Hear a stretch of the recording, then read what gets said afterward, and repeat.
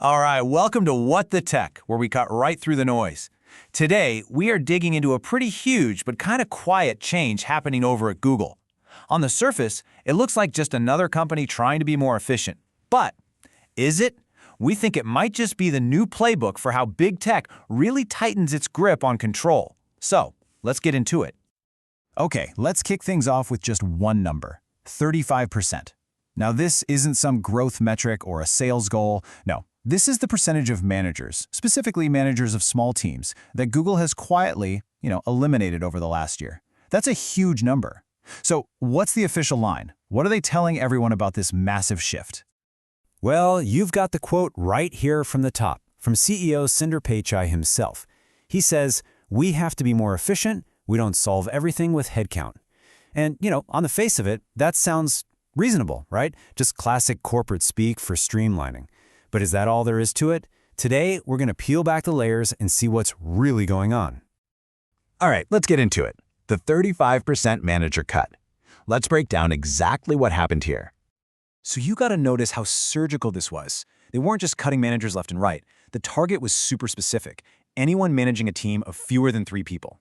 The whole stated goal was, let's cut down on bureaucracy, run more efficiently. But here's the kicker, and this is really important. A lot of these managers didn't even leave the company. Nope, they were just reclassified as individual contributors. Tuck that little detail away because it's going to be a big deal later on. Okay, next up, Google's efficiency story. Let's dig into the narrative, the official story they're spinning for everyone. So a huge piece of this puzzle is something called the Voluntary Exit Program, or VEEP. And just listen to how Google describes it. It's a program that gives people agency over their own departure. I mean, you have to appreciate the corporate wordsmithing here. It's all about empowerment, choice. It makes a targeted buyout sound like this amazing, positive opportunity they're gifting you. So did it work?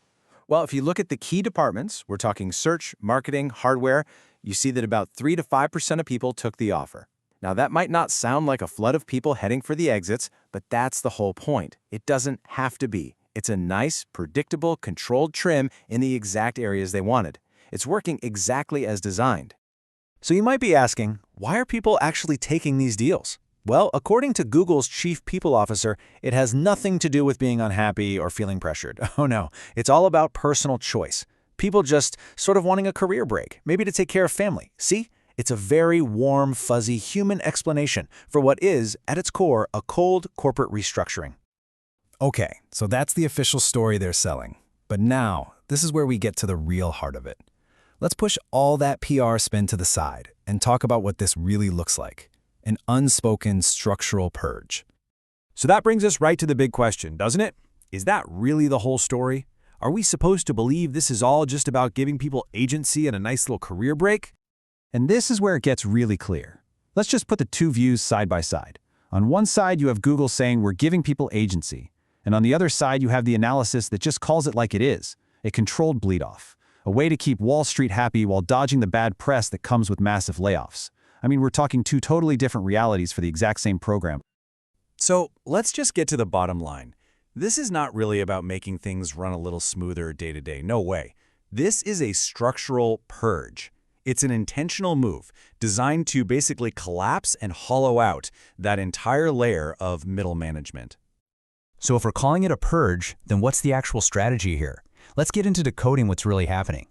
You really have to understand that there are two completely different narratives going on at the same time.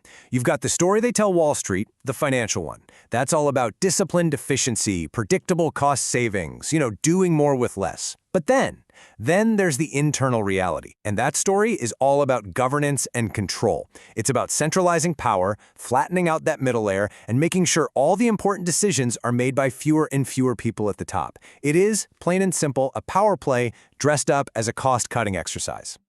And this, right here, is why we're calling it the efficiency myth. It's a brilliant bit of corporate sleight of hand. Step 1, you take those managers and you just change their titles to individual contributor.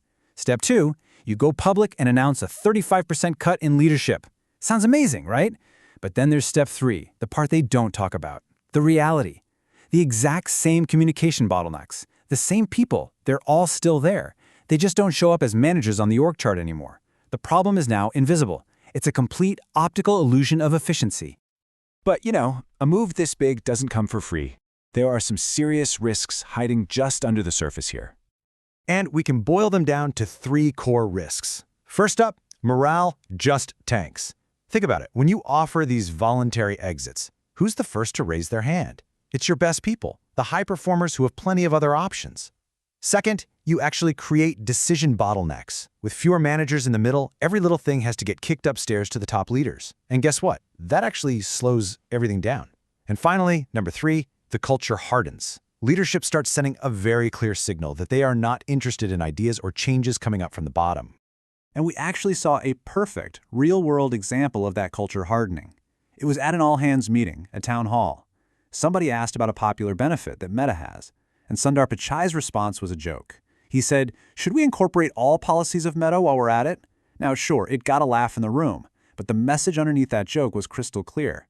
Hey, we're not taking suggestions for big changes from you guys anymore. The door is closing. So this all leaves us with one massive critical question. Is this the new playbook for all of big tech? Tell a great story about efficiency to the public, while on the inside, it's all about consolidating power and centralizing control. It's a strategy that, yeah, probably looks amazing on a spreadsheet, but the real long-term cost to a company's culture, to its ability to innovate, well, that's a price that we have yet to see.